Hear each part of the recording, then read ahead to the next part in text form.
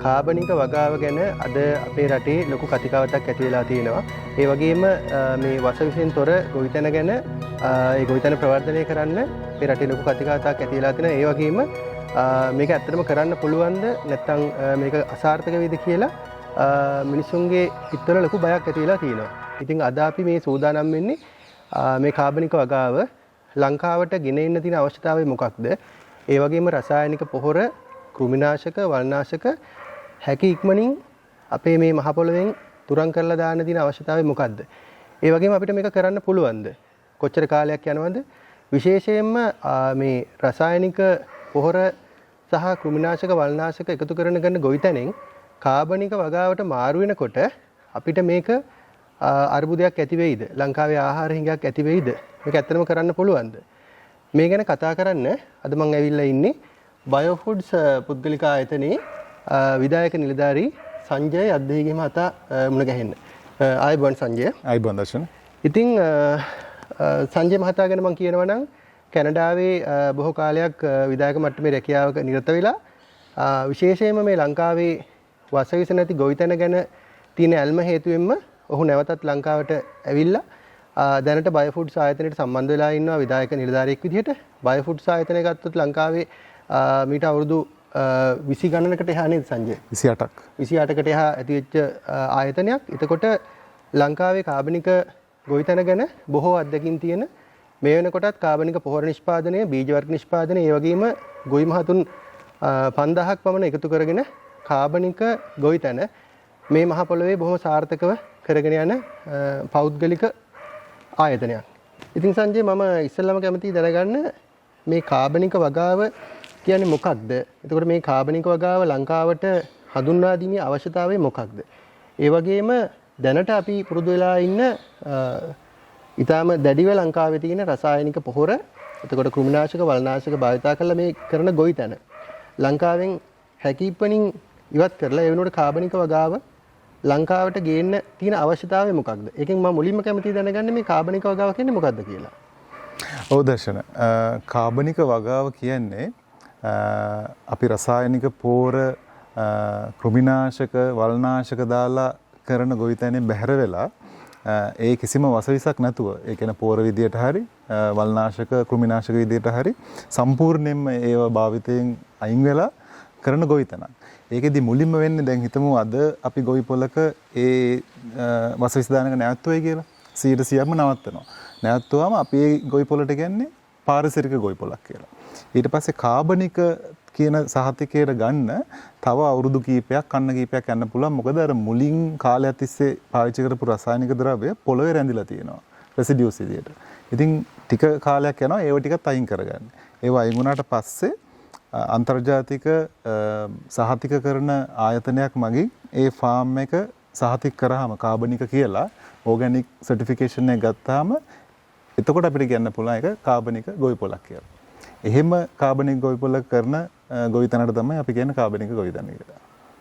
එතකොට මේ දැන් මේ වෙනකල් අපි කරගෙන ආපු මේ රසායනික පොහොර භාවිතයෙන් කරන කෘෂිකර්මාන්තය නතර කරලා කාබනික වගාව ලංකාවට ගෙනීමේ අවශ්‍යතාවය ඔබ කොහොමද දකින්නේ? ඔව් ඒක දැන් මේ කාලේ වෙනකොට ලංකාවේ විතරක් නෙමෙයි ලෝකෙම ලොකු දැනුවත් වීමක් වෙලා තියෙනවා මේ කාලයක් තිස්සේ රසායනික පොහොර, කෘමිනාශක භාවිතයෙන්, වල්නාශක භාවිතයෙන් වෙලා තියෙන හානිය. ඒ කියන්නේ මිනිස්සුන්ගේ සෞඛ්‍යයට වෙලා තියෙන හානිය. ඔබතුමා දන්නවා වෛද්‍යවරයෙක් විදිහට ලංකාවේ තියෙන උදාහරණ. එතකොට අපේ පරිසරයට වෙලා තියෙන හානිය, පසට, වායුගෝලයට, වතුර වලට වෙලා තියෙන හානිය අපිට ඒවා තව විස්තර කරගන්න පුළුවන් ඉදිරියේදී. ඒ හානිය දැන් දැනුවත් වීමක් තියෙනවා හැමතැනම. ඉතින් ඒ දැනුවත් වීමත් එක්ක දැන් මේකෙන් අද ඊයේත් නෙමෙයි අතර මේක අවුරුදු ගානක් තිස්සේ මේ දේවල් වෙලා වෙන රටවල් වල ලොකු ප්‍රතිශතයක් ඒ කාබනික වගාවලට මාරු වෙලා තියෙනවා. ලොකු ගොවි පොළවල් තියෙනවා. අක්කර මම මේ ළඟදී දැක්ක අක්කර 40000ක කාබනික ගොවි පොළක් ගැන කතා කරනවා කැනඩාවේ. එහෙම මාරු වීමක් තියෙනවා. ඒක සෞඛ්‍යමය පැත්තෙන්මත් විතරක් නෙමෙයි, ඒක ව්‍යාපාරයක් වශයෙන්ුත් ලොකු ලාභදායී ව්‍යාපාරයක්. කාබනික ගොවිතැන, කාබනික ආහාර නිෂ්පාදනය කියන්නේ සාමාන්‍යයෙන් නිකන් අර කන්වෙන්ෂනල් ආහාර එක සැසඳුවාම ඊට වඩා ලොකු ලාභයක් ලබා ගන්න පුළුවන් ව්‍යාපාරයක්. ඉතින් ඒ ඔක්කොම කරුණු එකතු වෙලා දැන් ලොකු නැඹුරුතාවයක් තියෙනවා කාබනික වගාවට සහ කාබනික ආහාර නිෂ්පාදනයට. මේ රසායනික පොහොර, වල්නාශක, කෘමිනාශක වලින් අපි ඉවත් වෙන්න ඕනි කියන එක ගැන තර්කයක් නැහැ. ඒක අපි හැමෝම දන්නවා. නමුත් දැන් මේ රටේ ජනතාවට තියෙන ප්‍රශ්නේ තමයි පළවෙනි කාරණේ මේක කරන්න පුළුවන්ද? එතකොට මේ දෙක මාරු වෙන කාලේදී දැන් ගොවියන්ගෙන් තියෙන චෝදනාව තමයි දැන් අපි හිතමු අක්කරයකට පෝර කිලෝ 200ක් යදුවා කියලා. එතකොට අපි දන්න තරමින් මම දන්න තරමින් ඒ තරම් දෙගුණයක්වත් කාබනික පෝරයකට අවශ්‍ය වෙන්නේ නැතිනේ. එතකොට මේ කාබනික පෝර ටික අපිට වසරක් ඇතුළත නැත්නම් මාස 6ක් ඇතුළත ලංකාවේ හදාගන්න පුළුවන්ද? එතකොට ඒවා ගොවියන්ට ලබා දෙන්න හැකියාවක් තියෙනවද? දැන් ඔබේ වගේ ඒ ආයතන වලින් මේක හදන්න ඉදිරිපත් වෙලා තියෙනවද? සැලැස්මක් තියෙනවද? පොඩ්ඩක් ඒක ගැන පැහැදිලි කරන්න පුළුවන්ද? දර්ශන ඒ කාරණාවේදී අපි පැහැදිලි කරගන්න ඕන පැති කීපයක් තියෙනවා. එකක් තමයි මුලින්ම කිව්වොත් ලංකාවේ කාබනික වගාව කරන්න පුළුවන්. ඒක මේ අපේ බයෝෆුඩ්ස් ආයතනය සහ අපිට සම්බන්ධ වෙලා ඉන්න ගොවි මහතුරු 5000ක් විතර මේ කාලේ අවුරුදු 20 ගානක් තිස්සේ කරගෙන ආපු දෙයක්. ඒ කියන්නේ ඒක අනිවාර්යෙන් කරන්න පුළුවන්. අපිත් එක්ක ඉන්න ගොවි මහතුරු මේකට තව වැඩියෙන් යොමු වෙනවා මිසක් මේක අතල්ලා දාලා යන්නේ නැහැ. ඉතින් ඒකෙම තේරෙනවා ඒක කරන්න පුළුවන් ආදායම වැඩි කරගන්න පුළුවන් ක්‍රමයක්. එතකොට පෝර සම්බන්ධව ඒ තියෙන මිත්‍යාවක් තමයි රසායනික පෝර වලට සාපේක්ෂව ලොකු ප්‍රමාණ වලින් 5-6 ගුණයක් දාන්න ඕන කාබනික පෝර ඒ ප්‍රතිඵල ගන්න කියලා. ඒ කොම්පෝස්ට්. දැන් අපි කතා කරන කාබනික පොහොර කියන්නේ කොම්පෝස්ට් නෙමෙයි. ඒක තමයි මුලින්ම පැහැදිලි කරගන්න. දෙකක්ද අපි ඔය දැන් අපි කිය හිතන්නේ අපි කොළරොඩු දාලා එකතු කරලා හදාගන්න ඒ අපි සාමාන්‍යයෙන් කොම්පෝස්ට් පෝර කියන්නේ. එතකොට ඔය දෙකක්ද? ඒක දෙකක් දර්ශන. අපි කොම්පෝස්ට් පෝර භාවිතා කරනවා මූලද්‍රව්‍යයක් විදිහට කාබනික පෝර හදන්න. ඒතකොට තව පැහැදිලි කරොත් අපි අපේ ආයතනයේ ඇතුළේ තව ආයතන කීපයක්ම ලංකාවේ මේක කරනවා. අපි කරන්නේ ඉස්සෙල්ලාම කොම්පෝස්ට් එකට සාමාන්‍ය විදිහට අවශ්‍ය ගොම, කුකුල් පෝර, ලී කුඩු ඒ වගේ ඒවා පාවිච්චි කරලා අපි කොම්පෝස්ට් එක හදලා ඒ ක්‍රමයට ඊට පස්සේ අපේ කාලයක් තිස්සේ පරිශන කරලා වෙන් කරගත්ත ශුද්‍ර ජීවීන් ඉන්නවා. ඒ කියන්නේ ලංකාවේ ඇතුළෙන්ම වසවිස ගහලා විනාශ වෙච්ච නැති භූමි වලින් අර හිතකර ශුද්‍ර ජීවීන් කියන්නේ ඒ කියන්නේ නයිට්‍රජන් ෆික්ස් කරන්න පුළුවන්, ෆොස්ෆේට් වලට සම්බන්ධ පොටෑසියම් සොලියුලයිස් කරන්න පුළුවන්. ඒ ශුද්‍ර ජීවීන්ව වෙන් කරගෙන අපේ රසායනගාරවල වැඩි දියුණු කරලා කල්චර් කරලා ඒවත් අපි එකතු කරනවා අපි අර හදන කොම්පෝස්ට් එකට. එතකොට ඒකේ නිකන් කොම්පෝස්ට් විතරක් නෙමෙයි අර හිතකර ශුද්ධ ජීවිනුත් ඉන්නවා. ඒකට අමතරව අපි තියෙනවා දියරමය පෝර. දියරමය පෝර වල වැඩි සාන්ද්‍රණයකින් ඒ කියපු ශුද්ධ ජීවින් ඉන්නවා. දැන් අපේ ආයතනයෙන් කරන පෝරවල නම් දැනට ශුද්ධ ජීවින් 8ක් එක එක කාර්යයන් කරන ශුද්ධ ජීවින් 8ක් ඉන්නවා. ඉතින් ඊට පස්සේ දැන් අපි ගොවි පොලකට මේවා යොදනකොට මුලින්ම ඒ දානවා ඝන පෝර දාලා ඒ කියන්නේ වගාව අනුව භෝගය අනුව තියෙනවා ක්‍රමයක්. දවස් 7න් නැවි ගොවිතැනය ගත්තොත් මුලින්ම ඝන පෝරයි දියර පෝරයි පාවිච්චි කරනවා. ඊට පස්සේ දවස් 20කින් ආයිත් ඝන පෝර පාවිච්චි කරනවා. ඊට පස්සේ ආයිත් දවස් 40කින් දියර පෝර පාවිච්චි කරනවා. ඒ වගේ එක එක වගාවලට අපේ තියෙනවා නිර්දේශක. ඒ විදිහට පාවිච්චි කරාම අර ප්‍රතිඵලම ගන්න පුළුවන්. ඉස්සල්ලාම අර පසේ තියෙන විනාශ වෙලා ගිය පස සකස් කරන්න එපේ. ඒකෙද්දි තමයි අර ඝන පෝරවල විශේෂත්වය තියෙන්නේ. ඊට පස්සේ දැන් පළවෙනි අවුරුද්දේ දෙවෙනි අවුරුද්දෙන් පස්සේ ඒක එහෙම දාන්න අවස්ථාවක් නැහැ. ඊට පස්සේ අර පහසු විදිහට දියර පෝර පාවිච්චි කරලා ඒ වගාව ඉදිරියට කරගෙන යන්න පුළුවන් ඵලදායීත්වය රැකගෙන. ඒකට සංජය දැන් පොහොර දාන වාර ගාන ගත්තොත් අපි දැන් දීර්ඝකාලීන භෝග වලට අපි දන්න දැන් තේ වගාවට වගේ නම් සාමාන්‍යයෙන් අවුරුද්දට අවශ්‍යම 4 වතාවක්වත් එහෙම පොහොර දානවා. දැන් මේක තවත් වැඩි වෙලා තියෙන රසායනික පොහොර.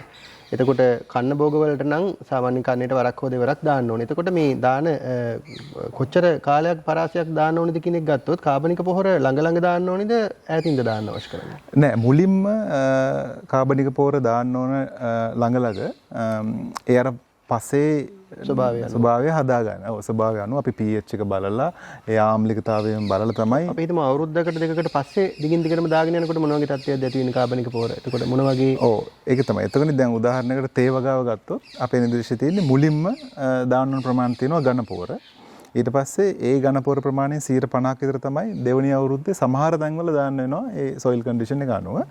ඒ අතර මාසෙට සැරයක් විතර දියර පොහොර තමයි පාවිච්චි කරන්නේ. ඊට පස්සේ දෙවෙනි අවුරුද්දේ ඉඳන් දියර පොහොර තමයි පාවිච්චි කරගෙන යන්නේ. ඒ අතරේ දැන් අපේ ස්වභාවයේ තියෙන ඔය කාබනික තියෙන සංඝටක පාවිච්චි කරන්න පුළුවන්. අපි කරන දේවල් තියෙනවනේ ගස්වල පොත් ගස්වල කොළ જાති එහෙම දාන ඒ වගේ අර ස්වභාවික ක්‍රමයක් තියෙනවා. ඒ ක්‍රමේ ගොවි මහතුරු එක දන්නවා හොඳට. ඒ අර ඉස්සර කරපු ක්‍රමේ ඒක කරගෙන යන්න ඕන. හැබැයි වෙනස තියෙන්නේ අර තාක්ෂණිකව වැඩි දියුණු කරපු කාබනික පොර තියෙනවා. මේ ලංකාවෙම හොයාගත්ත දේවල්. ඒ වලින් අර ඵලදායීත්වය අඩු වෙන නොදී පවත්වාගෙන යන්න පුළුවන් දීර්ඝ කාලිනව. දර්ශන මේ අහපු ප්‍රශ්නෙට තව කාරණාවක් මම හිතන්නේ පසුබිමක් විදිහට කියන්න ඕන. දැන් ඔබතුමා කිව්වේ අර නයිට්‍රජන් රසායනික පොර වැඩිපුර දානවා කියලා 3-4 පාරක්. දැන් අපි දන්නවා මම හිතන්නේ ගොඩක් අය දනුවත් ඒ දාන රසායනික පොර දාන ප්‍රමාණ වලින් පොඩි ප්‍රතිශතයක් තමයි මේ ගස් වලට උරාගන්නේ. දැන් නයිට්‍රජන් විශේෂයෙන් 70%ක් 80%ක්ම අපත යනවා. අපත යනවා කියන්නේ ඒක භූගත ජලයට එකතු වෙනවා. හොදගෙන යනවා. හොදගෙන යනවා.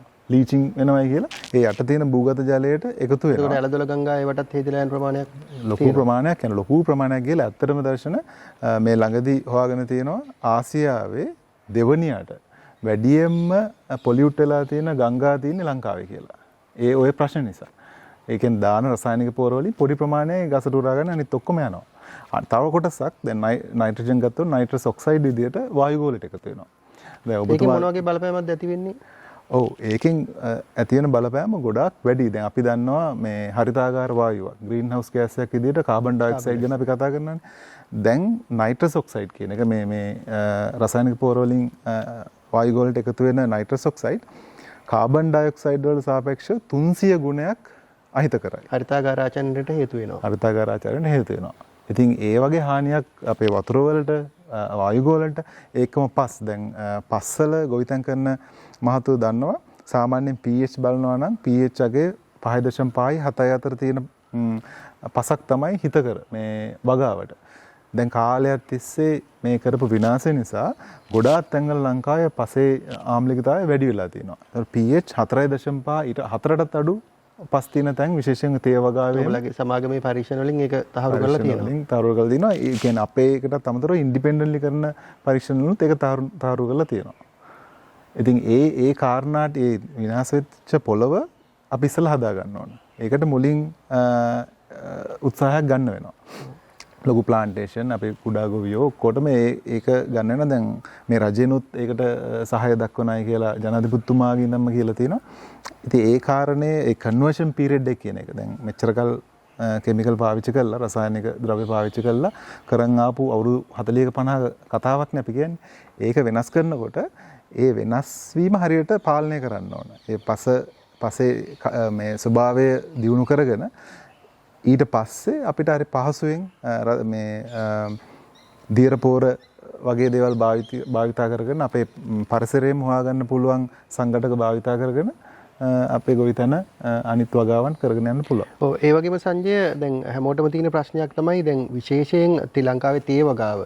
ඒ වගේම වී ගොවිතැන. එතකොට ඊට අමතරව බොහෝ එළවලු පළතුරු වගාවන්. එතකොට මේවා මේ බොහොම බරපතල විදිහට පොහොර මත ඩිපෙන්ඩ් වෙන රඳාපවතින භෝග. එතකොට අපි හිතමු තේ වගේ දේවල් ගත්තොත් අක්කර 5 10 15 විශාල ප්‍රමාණයක් තියෙනවා. කුඹුරුත් දැන් අපේ වීලි කලාපයේ විශේෂයෙන් කුඹුරු අක්කර ගණන් තමයි කතා කරන්නේ. එතකොට විශේෂයෙන්ම අපිට තේ වගාව ආර්ථික භෝගයක් විදිහට රටේ ආර්ථිකයකට ලොකු බලපෑමක් වෙන්න පුළුවන් කඩා වැටෙනොත්. ඒ වගේම වී ගොවිතැන ගත්තොත් අපේ ලංකාවේ ප්‍රධාන ආහාරය මේ අහිමීමේ තර්ජනයක් කෙටි කාලින වෙන්න පුළුවන්. එතකොට දැන් මේ වගේ විශාල වගාබිම් වලට යොදන්න කාබනික පොහොර විශාල ප්‍රමාණ වලින් නිෂ්පාදනය කරන්න මේක අපිට වැඩි කල් ගන්න පුළුවන් දෙයක්ුත් නෙමෙයි. මාස 6ක් නැත්නම් අවුරුද්දක් ඇතුළත ලංකාවට අවශ්‍ය සියලුම කාබනික පොහොර නිපදවා ගන්න අපේ රටට ඒ වගේම ඔබේ ආයතන ඒ වගේ ආයතන වලට හැකියාවක් තියෙනවද සැලසුමක් තියෙනවද ඒකට? ඔව් දර්ශන. අපිට සැලසුමක් තියෙනවා.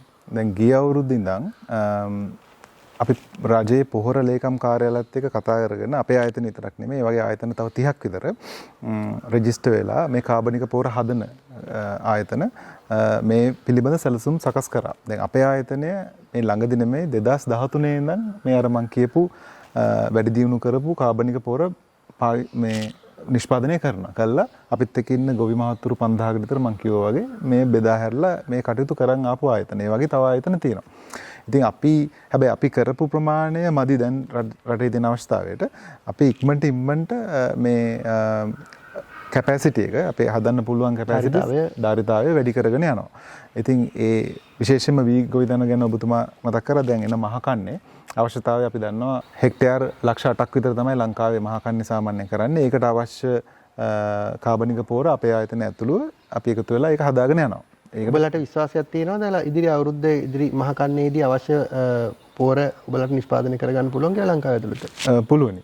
අපිට දැන් ඒ රජයෙන් අපිට බෙදලා තියෙන කොටසක් තියෙනවා. ඒ කොටසට අපි ලෑස්ති වෙගෙන යනවා. අනිත් භෝගයේ තේ දැන් තේවල දර්ශන ලංකාවේ තේවලින් මම දන්න විදිහට 95%ක්ම හදන්නේ එක්ස්පෝර්ට් කරන්න.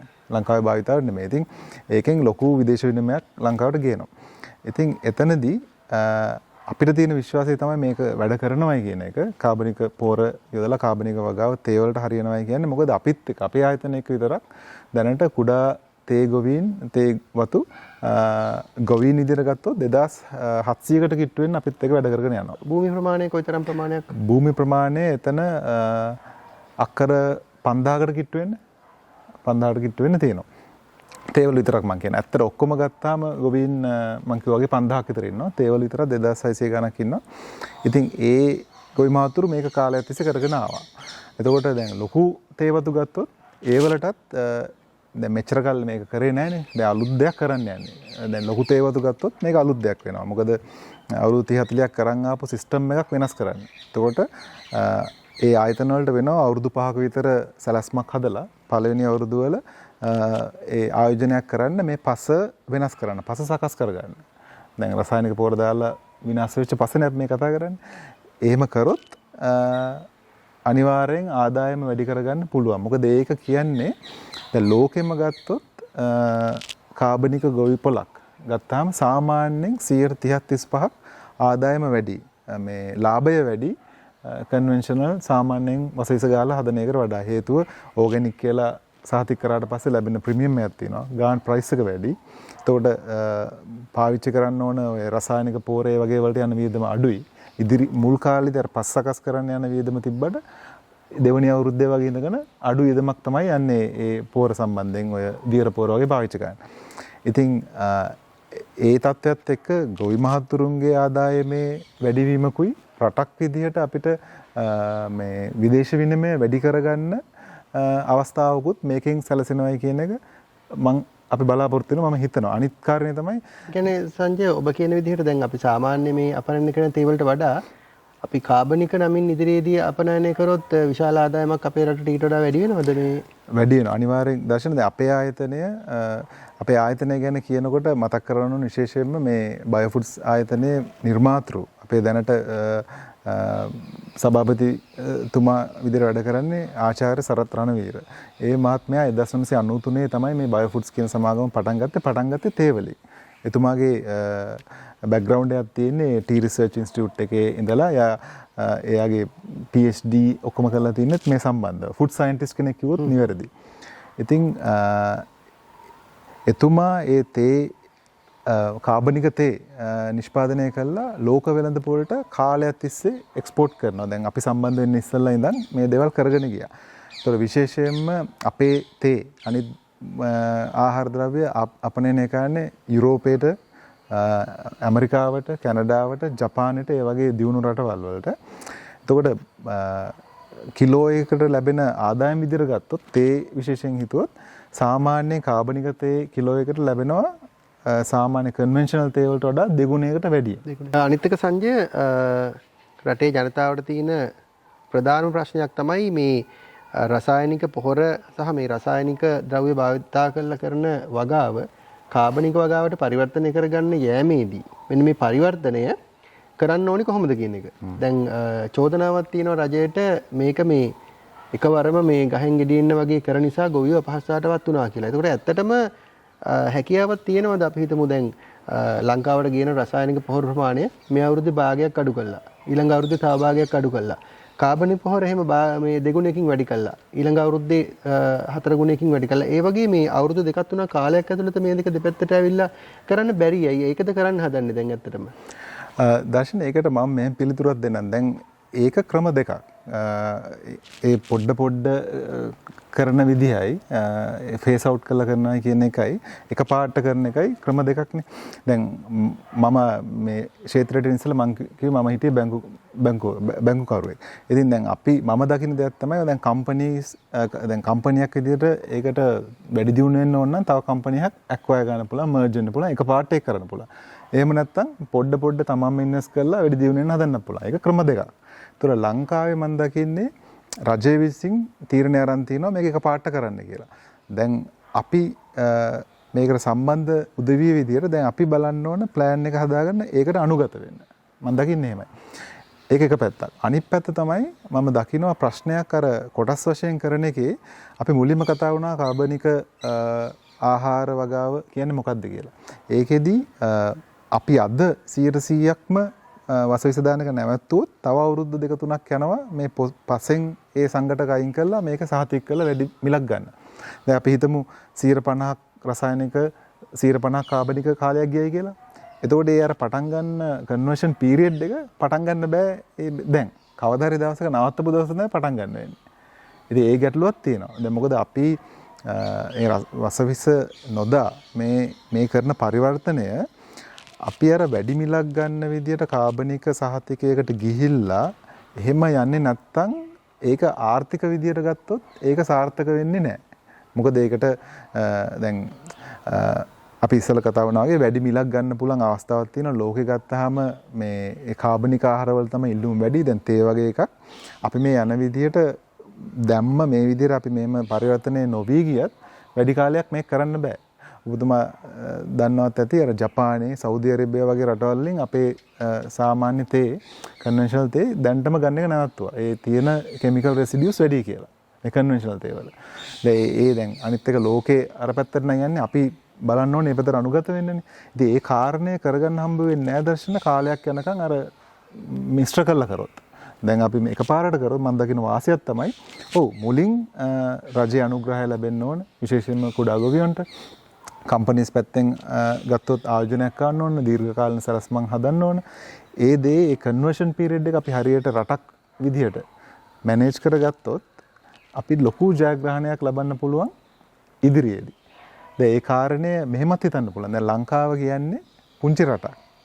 එතකොට දැන් ලෝකෙම රටවල් විශාල පරිමාණයේ රටවල් චීනය, ඉන්දියාව, ඉන්දුනීසියා, වියට්නාම් වගේ රටවල් මේ අපි හදන භෝග හැමදේම වගේ හදනවා. දැන් ගම්මිරිස් ගත්තත්, හාල් ගත්තත්, තේ ගත්තත් ලොකු ප්‍රමාණවලින් හදනවා. ඉතින් ඒ රටවල් එක අපිට එහෙම තරඟකාරීත්වයක් නැහැ. ලෝක වෙළඳ පොලේ අපේ කොස්ට් එක වැඩි, අපේ ප්‍රයිස් වැඩි. ඒක අපි දන්නවා. මේක කාලය තිස්සේ කරන නිසා. ඉතින් එතකොට අපිට තියෙන අවස්ථාව තමයි මේ තියෙන පොඩි භූමි ප්‍රමාණයෙන් වැඩි දියුණු කරපු. ඒ කියන්නේ මේ ගුණාත්මක භාවයෙන් වැඩි භෝග හැදුවොත්, කියන්නේ අපි කියන්නේ වොලියුම් එක නෙමෙයි ක්වොලිටි එක වැඩි. භෝග හැදුවොත් අපිට වැඩි මුදලක් ගන්න පුළුවන් ඒකකයකට ලබා ගන්න. එතකොට ලෝක වෙළඳ පොලේ තරඟකාරීත්වය අපේ වැඩි. ඒක ගොඩක් තිරසාරයි. දැන් අපි දන්න විදේශ විනිමය දැනට වැඩිපුරම ලංකාවට ගේන්නේ ඇඟලුම් ක්ෂේත්‍රේ. ඉතින් ඒකෙත් අර GSP+ වගේ වලින් එන ප්‍රශ්න අපි දන්නවා. ඉදිරියට අපිට තියෙන තරඟකාරීත්වය අඩු වෙනවා. හැබැයි මේ භූමියේ හැදෙන ගස්වල ඒ පළදාවේ වෙනසක් තියෙනවා. ඒක අපි දන්නවා. දැන් කහවල අපේ තියෙන සංඝටක වැඩි කියන එක, තේවල තියෙන ගුණාත්මක සිලෝන් ටී වල තියෙන නම, සිලෝන් සිනමන් කුරුඳු වල තියෙන නම ඒක වෙන රටවල නැහැනේ. ඒ අපේ රටේ තියෙන ඒ භෝගවල තියෙන ඉල්ලුම අපිට වැඩි දියුණු කරගන්න පුළුවන් මේ දේ කාබනික විදිහට දෙන්න පුළුවන් නම්.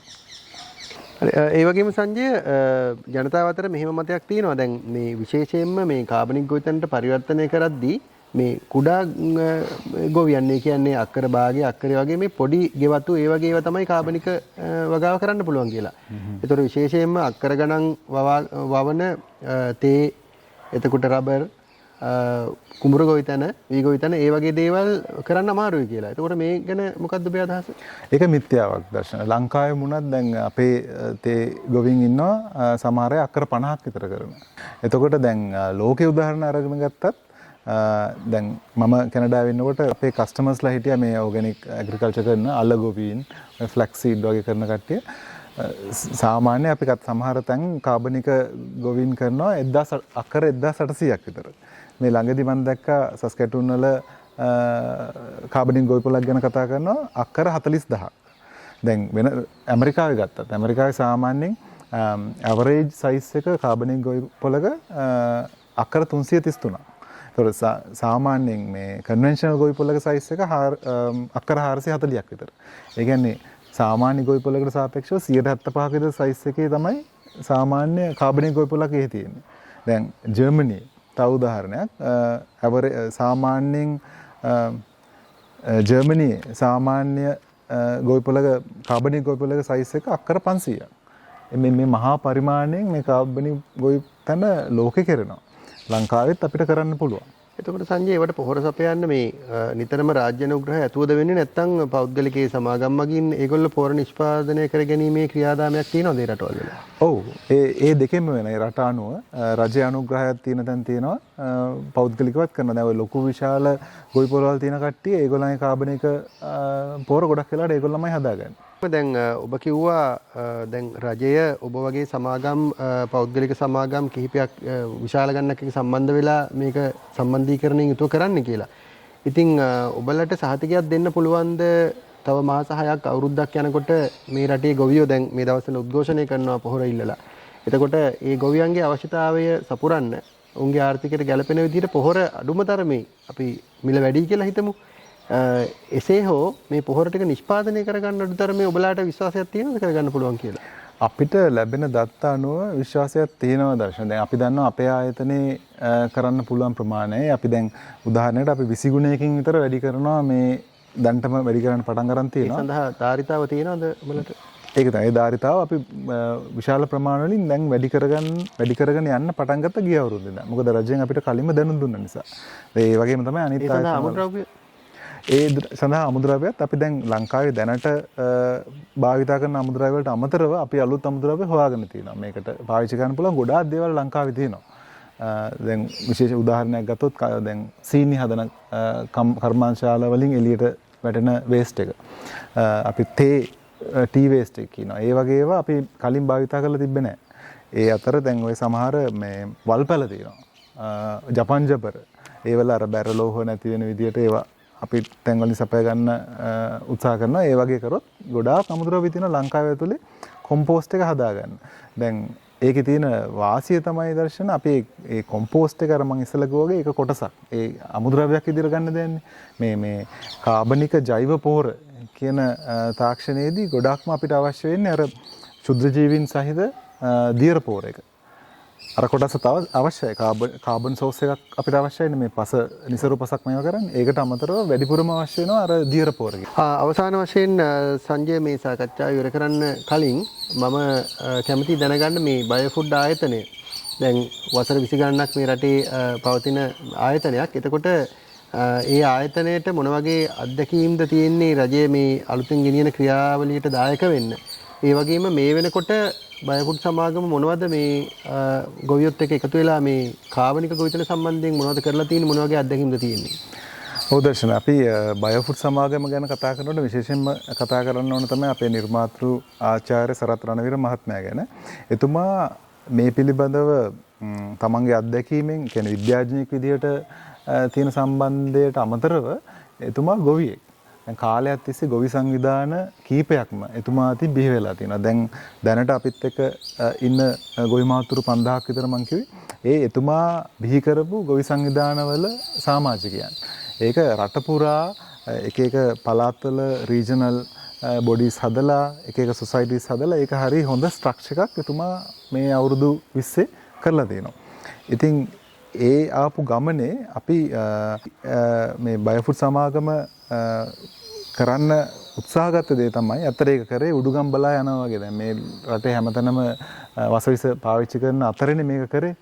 ඒ බාධක මැද්දේ වුණත් මෙච්චර ගොවි පිරිසකට මේ දේ ලබා දීලා ඒගොල්ලන්ගේ ආදායම් තත්ත්වය වැඩි කළා. ඒගොල්ලන්ගේ සෞඛ්‍ය තත්ත්වය ආරක්ෂා කරලා දීලා. ඒකට අමතරව මේ ආයතනයේ දැනට 1200ක විතර සේවක පිරිසක් ඉන්නවා. අපේ ෆැක්ටරිස් 10ක් තියෙනවා එක එක ප්‍රොඩක්ට්ස් වලට. අපි කුළුබඩු කරනවා, තේ, පොල් කිරි, ඊට පස්සේ ඔය එළවලු ಜಾති එහෙම ෆ්‍රීස් කරන ෆැක්ටරි එකක් තියෙනවා. ඉතින් ඒ වගේ අගය වැඩි කරලා ඒවා දේශීය පරිභෝජනයේද අපනයන සඳහාද බොහෝ විට අපි අපනයනය සඳහා තමයි බොහෝ විට දැන් තේ කුළුබඩු වගේ ඒවා ලොකු අතිරික්තයක් තියෙනවා ලංකාවේ නිෂ්පාදනයේ. ඒකෙන් හොඳ විදේශ විනිමයක් ගේන්න පුළුවන්. ඒ කාරණේ තමයි බයෝෆුඩ් සමාගම කාලයක් තිස්සේ නිහඬව කරගෙන ගියේ. දැන් මේ රජය ගත තීරණයත් එක්ක ලංකාව රටක් විදිහට මේ යන පරිවර්තනයේදී අපිට බයෝෆුඩ් සමාගමේ අත්දැකීම් අපි දැනටම අපි බෙදා හදා ගන්නවා අපේ රජයේ නිලධාරීන් සමග. විශේෂයෙන්ම අපේ සභාපතිතුමා ආචාර්ය රසරත් රණවීර මහත්මයා ගොඩාක් දායකත්වයක් සපයනවා දැනට යන දැනුවත් කිරීමේ වැඩමුළු වලට. මේ 22 වෙනිදාත් තියෙනවා දැනුවත් කිරීමේ වැඩපිළිවෙලක්. එතුමා කතා කරනවා ඒකෙදි. සංජය මම ඇත්තටම ඊළඟ ප්‍රශ්නේ ඒක තමයි අහන්න හැදුවේ. දැන් මේ ඔබ කිව්වා දැන් මේ ගොවියෝ 5000ක් ඉන්නවනේ ඔබලත් එක්ක. එතකොට මේ ගොවියෝ 5000ම ඔබලා හඳුන ගන්න පෙර රසායනික පොහොරත් එක්ක වගා කරපු අයනේ. එතකොට ඒගොල්ලන්ගේ මානසික පරිවර්තනයක් කරනකොට මේ රසායනික මේ වගාවේ සිට කාබනික වගාවට එතනදී ඔබ යම්කිසි අභියෝගයකට මුහුණ දෙන්නේ නැතිනේ. දැන් රටේ ඇති වෙලා තියෙන තත්ත්වෙත් ඒ වගේනේ. එතකොට ඒ අත්දැකීම් ඔබට අපිට කියන්න පුළුවන්ද දැන් මේ පරිවර්තනය කරගෙන යද්දී ඒක කොහොමද ගලපන්නේ? ඔව් ඒක හොඳ ප්‍රශ්නයක් දර්ශන. ඒ අත්දැකීම් තමයි වැදගත්. මොකද දැන් ඒ වෙනස් වීම කරනකොට මේ පොහොර කාබනික පොහොර භාවිතා කරන්න ගන්නවයි කියන එක කොටසක් විතරයි. මේ අපේ කෘෂිකර්මය කියන්නේ ඒක සිස්ටම් එකක්නේ. එතකොට ඒ ගොවීන් මුහුණ දුන්න අත්දැකීම් තියෙනවා. ඒ කාබනික පොහොර භාවිතා කරන අතරේ මුලින් කරන් දැන් බිම සකස් කිරීමේදී කරන්න ඕන විදි තියෙනවා. පොහොර යෙදීමේදී කාබනික පොහොර යොදන විදිය වෙනස්. ඒ වගේ ඒ ක්‍රමය අපිට කාලයක් තිස්සේ කරලා ඒ කාලේ ගොවීන්ට මේ ආයතනයක් විදිහට ඒ සහයෝගය අපි දුන්නා. ඒ අත්දැකීම් හරි වටිනවා. එතකොට දැන් අපි වැඩපිළිවෙලක් යොදාගෙන යනවා. ඒ අපිත් එක්ක හිටපු ගොවි මහතුරුන්වත් යොදාගෙන අපේ ආයතනය ඇතුලේ ඉන්න ෆීල්ඩ් ඔෆිසර්ස්ලා මේවා බහැලා ගොවිත් එක්ක මේ වැඩ කරපු කට්ටියව එකතු කරගෙන ඒ අත්දැකීම් බෙදා හදා ගන්න මේ ඉදිරියට මේ වගේ පරිවර්තනය වෙන ගොවීන් එක්ක ඒ රජයේ ඒ කාර්යාල ඒ රජයේ කෘෂිකර්ම දෙපාර්තමේන්තුව ඒ නිලධාරීත් එක්ක අපි මේ දවස්වල සාකච්ඡා කරගෙන යනවා. මොකද වැදගත්ම දේ තමයි මම ආයි කියනවා මේ පරිවර්තනයේදී කාබනික පොහොර වෙලාවට තියෙන එක කොටසක්. ඒකම වෙලාවට වතුර තියෙන එක තව කොටසක්. ඒ ක්‍රමය හරියට පාවිච්චි කරන එකක්. මොකද අපි කාලයක් තිස්සේ හැදිච්ච විදියක් නෙමෙයි වෙනස් කරන්න යන්නේ. අර චේන්ජ් මැනේජ්මන්ට් කියන එක හරියම වැදගත් මේ වෙලාවේ. රජයෙන් විතරක් නෙමෙයි, දෙපාර්තමේන්තුවෙන් විතරක් නෙමෙයි, ආයතන ගොවි මහතුරු අපි හැමෝම මේක සුබදායක විදියට බැලුවොත් බලලා මේ මේකේ තියෙන මේ රසායනික ද්‍රව්‍ය භාවිතයේ හානිකර තත්ත්වයයි මේ කාබනික ගොවිතැනේ ආහාර නිෂ්පාදනයේ වාසිදායක තත්ත්වය අපි තේරුම් ගත්තොත් මේකට අපි ඒක හරියට කරන්න උත්සාහ ගත්තොත් මේ දේ කරන්න අපිට පුළුවන්. රටක් විදිහට අපිට ඒ ජයග්‍රහණය කරන්න පුළුවන් කියන විශ්වාසය තියෙනවා. මොකද ආයතනයක් විදිහට උඩුගම් බලා ගිහිල්ලත් අවුරුදු 28ක අත්දැකීම් එක ජයග්‍රහණ ලැබලා තියෙනවා. හරි. ඉතින් බොහොම ස්තුතියි සංජය යද්දීගේ මහතා. ඊටාම කෙටියෙන් නමුත් මම හිතන්නේ අපේ රටේ ජනතාවට මේ කාබනික වගාව ගැන තියෙන ප්‍රශ්න බොහොමයකට ඊටාම කෙටියෙන් නමුත් සම්පූර්ණ පිළිතුරු ලබා දුන්නා. ඉතින් මම ඔබට බොහොමත්ම ස්තුතිවන්ත වෙනවා සංජය මේ අවස්ථාවට සහභාගී වෙලා අපිට මේ අදහස් ඉදිරිපත් කළාට. බොහොම ස්තුතියි. ආයුබෝවන්. ආයුබෝවන්.